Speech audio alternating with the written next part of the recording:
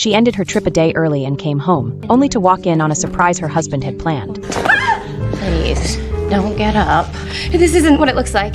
Unlike the girl who panicked, Annie stayed perfectly calm. Since her husband had already moved on, there was no reason for her to stay either. She packed her bags and got ready to leave. Her husband didn't believe she'd actually walk away. After all, he'd been the one supporting her all these years, but he clearly underestimated Annie. She had already made up her mind to leave him for good. Annie went to the bank, withdrew the last of her savings and her jewelry, and an old-fashioned handgun. I'll take that too. Before leaving, she tossed her wedding ring into the safe like it was trash. She headed to school to pick up her 2 sons, but to her surprise, she didn't even know they had transferred to a different school. After getting the new address from the principal, she finally picked them up. With nowhere to stay, Annie knew she needed to find the kids a new father fast. She handed her money to her younger son George, and told him to buy a car for them. George found a Cadillac, priced at $3,000, and was ready to buy it, but his purchase raised red flags with the staff. They couldn't believe a kid had that much money, and considered calling the police. That's when Annie walked into the dealership. The staff straightened up immediately. After all, her husband was not someone to mess with. He became a pop star overnight with one hit song. Annie simply negotiated a little, and bought the Cadillac for $2,500. Their first stop was Boston. Annie's best friend lived there. George didn't want to be caught in the middle of his parents' war. He wanted to stay with his wealthy father, though he said he didn't want to go. His body climbed into the car anyway. He knew his mom would be heading back in a week. Trying to stay classy, Annie insisted George drive the car. She shared every bit of driving advice she'd ever overheard,